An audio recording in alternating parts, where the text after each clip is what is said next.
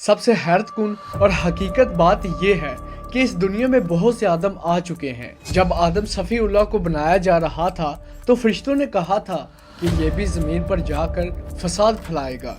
फरिश्तों ने अंदाजे से नहीं कहा था, बल्कि वो पहले आदमों के कामों से वाकिफ थे। दुनिया में 1.25 लाख से ज़्यादा नबी आए, जबकि हज़रत आदम अलैहिस्सलाम को आए हुए 6000 साल हुए हैं। अगर हर साल एक नबी आते तो 6000 नबी बनते।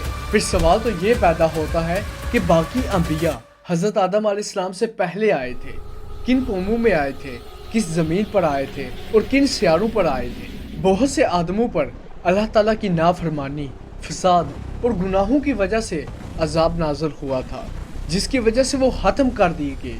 मगर सब ख़त्म नहीं हुए थे, कुछ बच गए थे और वो आज भी इस दुनिया में मौजूद हैं, मगर हम लोग उन्हें पहचान नहीं पाते। हर कौम यही समझती आई है कि जो उसके पास इल्म है वो सबसे अफजल है और वही इल्म की इंतहा है, मगर हकीकत हमेशा इसके बरअक्स होती है। हम मान लेते हैं कि इस दुनिया पर इंसान से पहले जिन थे, फिर उसके बाद हमारी सोच खत्म हो जाती है और ना ही हम आगे सोचने का फैसला करते हैं और ना ही हमारी सोच वहां तक पहुंचती है जहां से असल सवाल शुरू होते हैं। कुछ इस्लामी किताबों में लिखा गया कि इस दुनिया में 14,000 आदम आ चुके हैं और कुछ में लिखा गया कि हज़रत आदम सफ़ीउल्लाह 14वें आदम हैं। इस दुनिया में वाकई ही बहुत से आदम आ चुके हैं।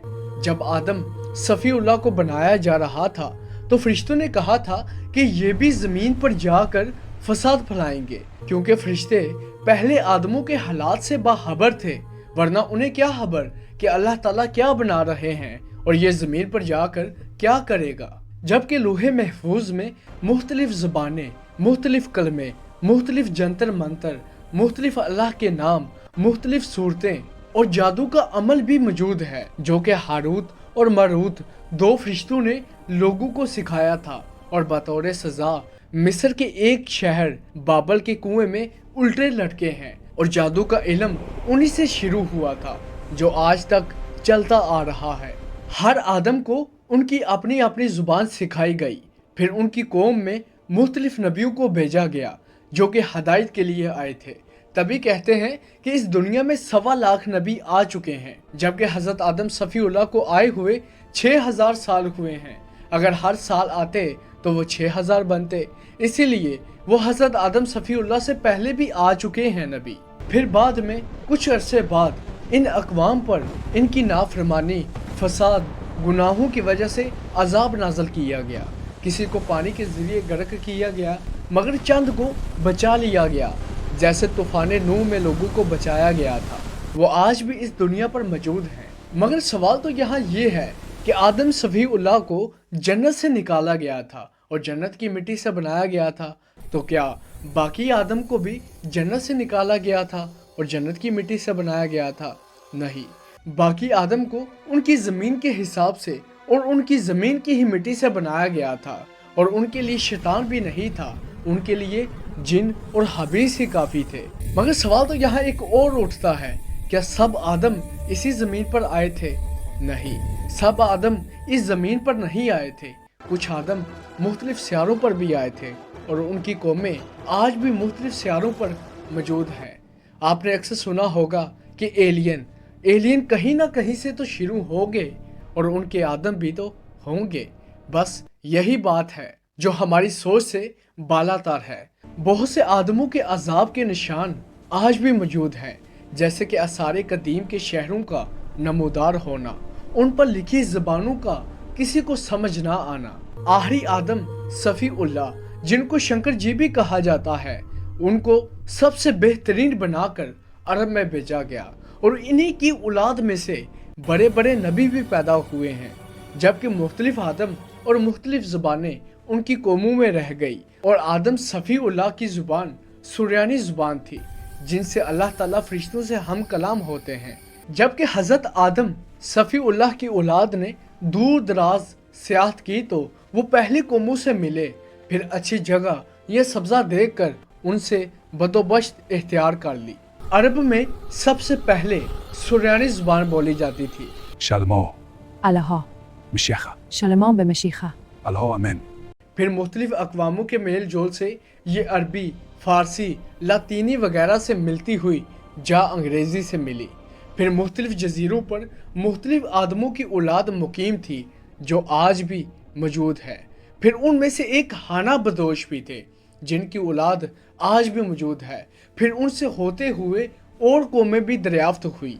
पुराने ज़माने में समुंदर के पार वाले जजीरों पर रहने वाली कौमें एक दूसरे से बेखबर रही।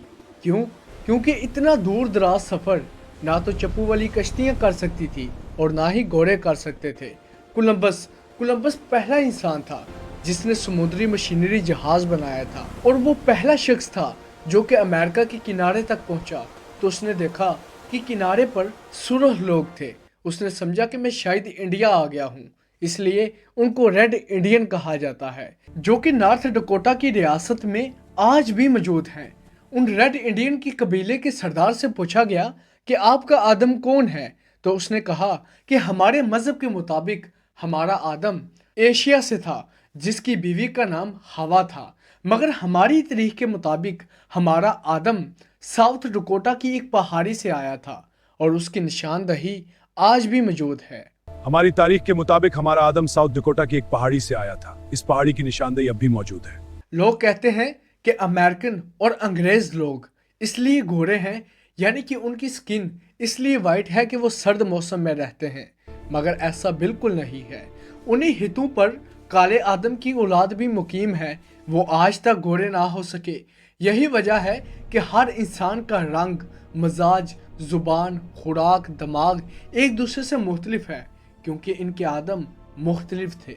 आदम सफ़ीउल्लाह यानी कि शंकर जी की औलाद का सिलसिला वस्त एशिया ही तक रहा था, इसलिए वस्त एशिया वालों के खुलिये एक दूसरे से मिलते हैं। कहते हैं कि आदम सफ़ीउल्लाह यानी कि शंकर जी को श्रीलंका में उतारा गया, फिर वहां से वो अरब पहुंचे और अरब की सरजमीन पर आपकी कब्र भी मौजूद है। तो फिर श्रीलंका में आपके उतरने के निशान और कदमों के निशान की निशानदही किसने की थी, जो आज तक महफूज है? इसका मकसद कि वहां पहले भी कोई कबीले आबाद थे। जो कौमें खत्म कर दी गई उन पर नबूवत और वलायत भी खत्म कर दी गई, इसलिए जो बाकी बचे लोग थे वो अपनी हस्तियों से महरूम हो गए थे और भटक गए। फिर जैसे जैसे ये हिते दरियाफ्त होते गए तो एशिया से वली वहाँ पहुँचते गए और अपने अपने मज़ाहिब के मुताबिक अपना दीन फैलाते गए।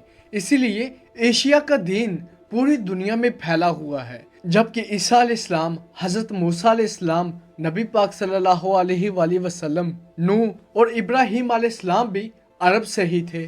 कुछ नस्लों को अजाब के जरिए तबाह कर दिया गया, मगर कुछ को बंदर और रीछ की शक्ल में तब्दील कर दिया गया। मगर सवाल तो यहाँ ये है कि जिनको बंदर और रीछ की शक्ल में तब्दील कर दिया गया था, उस वक्त की जो हामला माएँ थी, उन्होंने बाद में बच्चे को किस शक्ल में जन्म दिया? रीछ या बंदर की शक्ल में या किसी नई शक्ल में? और वो लोग आज किधर मौजूद हैं, किन जंगलों में हैं, किन हितों पर हैं, जानेंगे हम अगली वीडियो में। हमें कमेंट में ज़रूर बताइएगा अगर आप इन लोगों के बारे में जानना चाहते हैं। हमें याद रखिएगा। मिलते हैं आपको अगली वीडियो में। अगर आप हमारे बारे में जानना चाहते हैं कि हम किसकी औलाद हैं और कहाँ मौजूद हैं तो कमेंट जरूर कीजिएगा, हम आपको अपने बारे में बताएंगे।